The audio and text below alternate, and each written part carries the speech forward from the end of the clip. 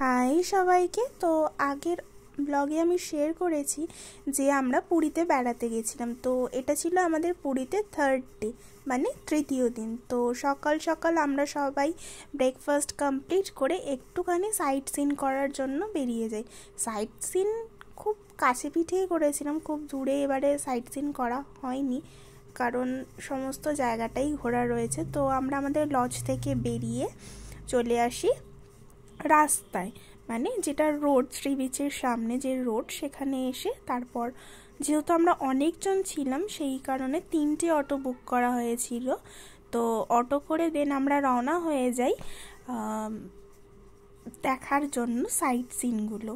তো site scene বলতে আমরা দুটোই সাইট সিন করেছিলাম, একটা হচ্ছে ওমকারেশ্বর মন্দির আর সেকেন্ডটা হচ্ছে গুপ্ত বৃন্দাবন। অনেকে হয়তো শুনেছো, অনেকে হয়তো শোনোনি, বাট আমরা এই দুটোই সাইট সিন করেছিলাম। আর দূরে কোথাও সাইট সিন এ বছরের জন্য করা হয়নি। তো রীতিমতো আমরা সবাই কিছুজন একটা অটো করে বেরিয়ে পড়ি। তো এই অটোতে ছিল দাদাই, মা, আমি, ছোট মাসি, বৌদি আর দিদি, আর এই কজনই ছিলাম। আর ছিল আমার বোনঝি। তো আমরা এই কজন মিলেই এই একটা অটো করে যাচ্ছিলাম। এছাড়াও আরও দুটো অটো ছিল, সেটাতেও অনেক লোকজন ছিল। ফুল প্যাকড আপ হয়ে আমরা সবাই বেরিয়ে পড়েছিলাম সকাল সকাল। যেহেতু ফিরে আবার একটু সমুদ্রে স্নান করতে হবে, যেহেতু এটা থার্ড ডে, তো কালকের দিন মানে ফোর্থ ডেতে রাত্রিবেলাই আমরা রওনা হয়ে যাব পুরী থেকে বাড়ি ফেরার উদ্দেশ্যে। তো রাস্তাটা দেখো কি ভীষণ সুন্দর লাগছিল। আর ওয়েদার নিয়ে তো কোনো কথাই হবে না, ওয়েদারটা ভীষণ সুন্দর, রাস্তাটা ফাঁকা প্রচণ্ড, আর ভীষণ ভালো লাগছিল, পরিবেশটা ভীষণ সুন্দর। তো আমরা মোহনাটাও দেখেছিলাম, বাট সেটার ভিডিও ক্লিপ আর শেয়ার করা হয়নি তোমাদের সাথে, যেহেতু মোহনায় যে মুহূর্তে আমরা গেছিলাম সেই মুহূর্তে মোহনায় একটু জল ছিল না খুব বেশি। তো আমরা নামিনি, আমরা মানে গাড়ি থেকেই বসে দেখেছিলাম, মানে অটো থেকে।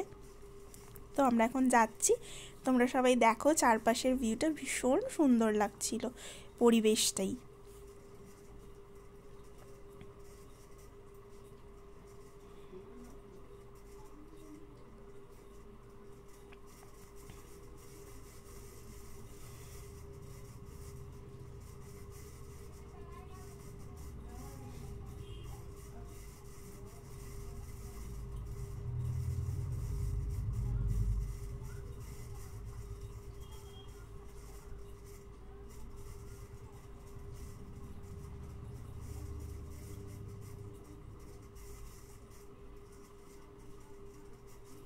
আর এই যে টার্ন নেওয়ার জায়গাটা, এই জায়গাটা তো আরও ভীষণই সুন্দর লাগছিল চারপাশটা দেখতে।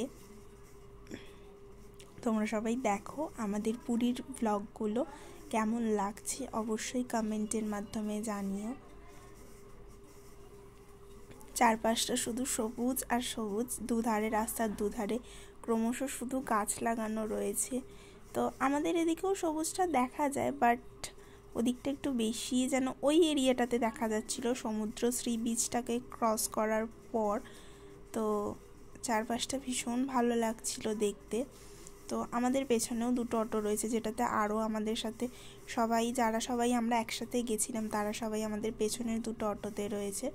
তো আমরা যাচ্ছি এখন ওমকারেশ্বর। প্রথমে আমরা গেছিলাম ওমকারেশ্বর মন্দিরে। তো মন্দিরে গিয়ে আবার তোমাদের সাথে কথা হচ্ছে, ততক্ষণ তোমরা বাইরের ভিউটা এনজয় করো।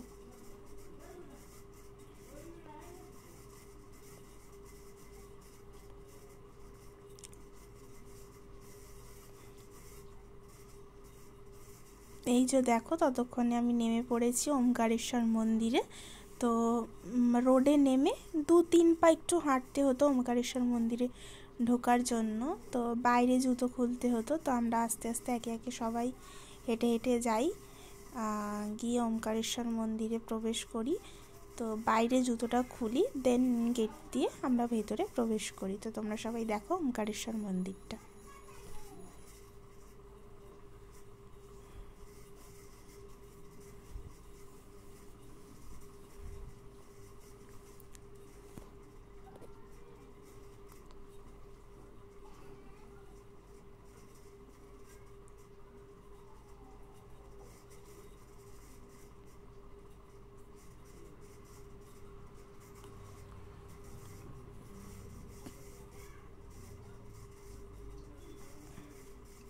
এটা হচ্ছে জুতো খোলার জায়গা, মানে এখানেই সবাই জুতো খুলছিল, তো সেটা দেখে আমরাও এইখানটাই জুতো খুললাম। জুতো খুলে দেন আমরা ভেতরে প্রবেশ করলাম। তো গেট দিয়ে ঢুকে ভীষণ সুন্দর, আর জায়গাটা একটু ভিজে ভিজে ছিল, কেন বলতে পারবো না, হয়তো বৃষ্টি হচ্ছিল বা ওখানে ধোয়া হয় বারবার, সেই কারণেই। তো ওমকারেশ্বর মানে এটা শিব ঠাকুরের মন্দির ছিল। তো একে একে তোমরা সবাই দেখতে পারবে, আমি দেখাবো আস্তে আস্তে ঘুরিয়ে ভেতরটা। খুব ভালো ব্লগ করতে পারিনি, যেহেতু কিছু কিছু জায়গায় ফোন অ্যালাউ ছিল না, তো যে জায়গাগুলো অ্যালাউ ছিল সেই জায়গাগুলোতেই আমি ফোনটা দিয়ে ব্লগটা কন্টিনিউ করতে পেরেছি। তো আমরা আস্তে আস্তে হেঁটে হেঁটে যেতে থাকি মন্দিরের ভেতরের দিকে।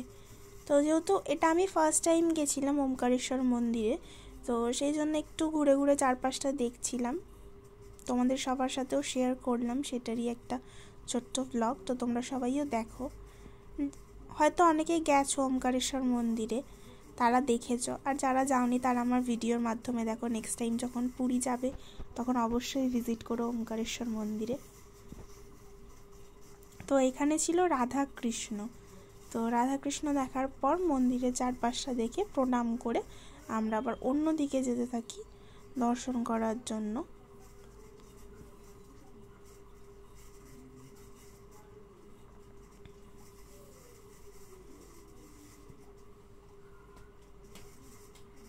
এটাও হচ্ছে রাধাকৃষ্ণ, এখানেও ছিলেন প্রভু রাধাকৃষ্ণ। তো রাধাকৃষ্ণকে এখানে দোল দেওয়া হচ্ছিল, দোল নয় দোল খাচ্ছিলেন প্রভুদেব রাধাকৃষ্ণ। তো সবাই দোল দিচ্ছিল, তার বিনিময়ে কিছু সামথিং অল্প কিছু টাকা নিচ্ছিল। তো টাকা দিয়ে দেওয়ার পর রাধাকৃষ্ণকে সবাইকে এক দুবারের জন্য একটু দোল দিতে দিচ্ছিলেন উনি। তো তোমরা সবাই দেখো দোল দিচ্ছে, আর কি সুন্দর এই জায়গাটা লাগছিল রাধাকৃষ্ণদেব যখন দোল খাচ্ছিলেন। তারপর আসি, এটা হচ্ছে সবাই বলছিল যে রথের চাকার মতো, তো সেটাই হবে হয়তো রথের চাকা, আমি ঠিক বলতে পারবো না যে ওটা কী। ওখানে যারা ছিলেন তারা বলছিলেন। তো চাকাটা আমিও ঘুরিয়েছি, ভীষণ ভারী ছিল, ভীষণ। তারপর আমরা চলে আসি ওমকারেশ্বর মন্দিরের ভেতরে, মানে যেখানে 108টা মহাদেব রয়েছেন, মানে শিবলিঙ্গ রয়েছেন 108টা। তো এই জায়গাটাতে এসে একটা আলাদাই শান্তি কাজ করছিল, যেহেতু ভীষণ ভালো লাগছিল এই জায়গাটা। ভেতরে ঢোকার পর আমরা পুরোটাই ভ্রমণ করি মিন্স পুরোটা চারপাশটা ঘুরে দেখি। তো ঘুরে দেখে দেন আমরা বাইরে চলে আসি, বাইরে নয় এবার চলে আসি নেক্সটে, এটা হচ্ছে গুপ্ত বৃন্দাবন। তো সেখান থেকে আর ভিডিও ক্লিপটা কন্টিনিউ করা হয়নি বেরোনো অবধি। তো এটা হচ্ছে গুপ্ত বৃন্দাবন, গুপ্ত বৃন্দাবনে আমরা একে একে সবাই ঢুকে পড়ি। তো তোমরা চারপাশটা সবাই দেখতে থাকো। গুপ্ত বৃন্দাবনটাও ভীষণ সুন্দর ছিল। তো আমরা পুরো জায়গাটা কভার করে উঠতে পারিনি, যেহেতু জায়গাটা ভীষণ বড়। আর আমরা যে অটোতে গেছিলাম সেই অটো যিনি চালাচ্ছিলেন যে কাকু, ওই কাকু আমাদেরকে মাত্র 8 ঘন্টা সময় দিয়েছিলেন। তো 8 ঘন্টার মধ্যে পুরোটা কভার করা কমপ্লিট হয়নি। অনেকটা বড় হিউজ জায়গা নিয়ে গুপ্ত বৃন্দাবন রেডি হয়েছে। দেখো একে একে আমরা সবাই আস্তে আস্তে হেঁটে হেঁটে যেতে থাকি গুপ্ত বৃন্দাবনের ভেতরে। অনেক কিছু দেখার রয়েছে, যেখানে মিনিমাম কিছু পার্ট হয়তো আমরা দেখেছি, ম্যাক্সিমামটা আমরা কমপ্লিটই করতে পারিনি, মানে তাড়াতাড়ির জন্য, যেহেতু উনি 30 মিনিটের বেশি এক্সট্রা টাইম আর দেবেন না।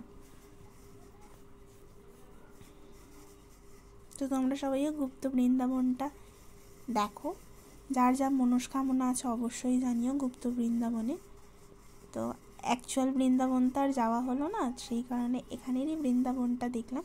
তো ওই বৃন্দাবনেরই কিছুটা ধাঁচে এখানকার গুপ্ত বৃন্দাবন তৈরি করা হয়েছে। তো ওখানকার গুপ্ত বৃন্দাবনে যে সমস্ত জিনিস রয়েছে আমরা অল্প কিছুটাই দেখেছি, তো সেটারই কিছু কিছু জিনিস এখানে এই গুপ্ত বৃন্দাবনে সেমভাবে রিপিট করার চেষ্টা করেছেন।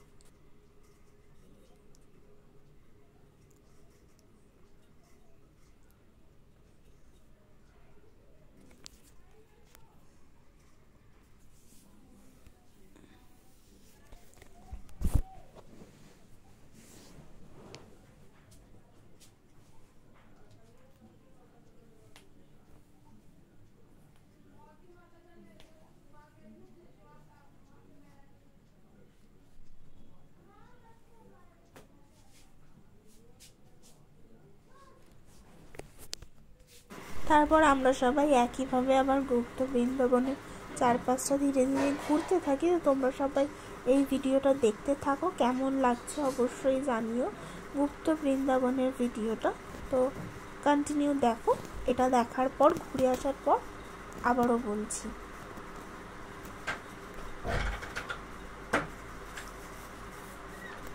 তো দেন চলে আসি গুপ্ত বৃন্দাবনের, যেটা রাধাকৃষ্ণদেবকে গুপ্ত করে রাখা হয়েছিল যে মুহূর্তটা, সেটাই ক্যাপচার করার একটা মুহূর্ত তোমাদের সাথে শেয়ার করলাম।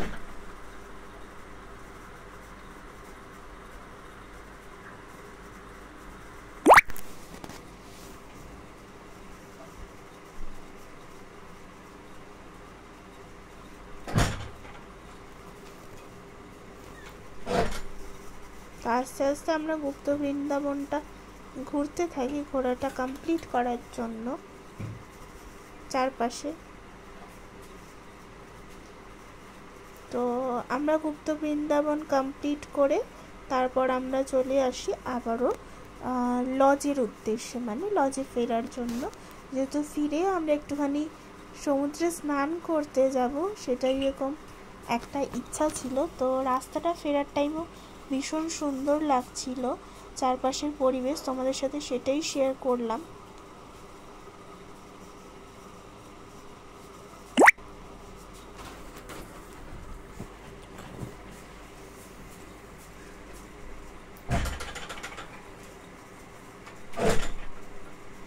এটা হচ্ছে সমুদ্র। যখন আমরা ওই অটো করে যখন সমুদ্রের ধার দিয়ে যাচ্ছিলাম, তখন ভীষণ সুন্দর লাগছিল সমুদ্রটাকে দেখতে। যেহেতু সি বিচের এই ধারটাতে তেমন খুব একটা লোকজন কেউ স্নান টান করে না, সমুদ্রটাকে পুরো ফাঁকাই দেখতে পাওয়া যায়, তাই ভীষণই ভালো লাগে এই মুহূর্তটা। তো তোমরা সবাই দেখো, ওটারই একটা ক্যামেরা বন্দি করেছি ওই মুহূর্তটা। ঢেউটা ভীষণ ভালো লাগছিল।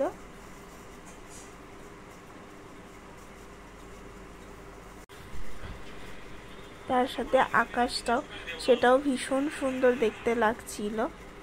তো সমুদ্রে তারপর আমরা স্নান করতে যাই। তো দেন চলে আসি বিকালবেলা, মানে সন্ধেবেলা স্ন্যাক্সে আমাদের ছিল চিকেন স্যাটে। তো চিকেন স্যাটে খাওয়া দাওয়ার পর আমরা চলে যাই সি বিচে একটুখানি কেনাকাটা করার জন্য। সি বিচের ধার দিয়ে আস্তে আস্তে করে হাঁটতে থাকি। অল্প কিছু নিজেদের রিলেটিভসদের জন্য কিছু কেনাকাটি করার ছিল, তো সেই জন্য আমরা কেনাকাটির উদ্দেশ্যে দোকানের দিকে যেতে থাকি আস্তে আস্তে। তো সেই বিচে সেদিনকে গেছিলাম, সেদিনকে হঠাৎই প্রচণ্ড বৃষ্টি শুরু হয়ে যায়। তো বৃষ্টি হওয়ার জন্য রাস্তাঘাটও প্রচণ্ড ভিজে, আমরাও কিছুটা ভিজে গেছিলাম। যেহেতু আমরা কেউই ছাতা ক্যারি করিনি, তো সেই কারণে একটু প্রবলেম হয়ে গেছিলো। তো ঘুরে তারপর আমরা চলে আসি রাতের ডিনারে। রাতে ছিল আমাদের মশালা কুলচা, চানা পনির, মানে কাবলি চানা দিয়ে যেটা পনিরের তরকারি হয় সেটা ছিল। তারপর ছিল চিকেন বিরিয়ানি, চিকেন চাপ। তো রাতের জমিয়ে ডিনারটা কমপ্লিট করি। দেন আবার নেক্সট ভিডিও আসছে। আজকের মতো এইটুকুই। টাটা সবাইকে।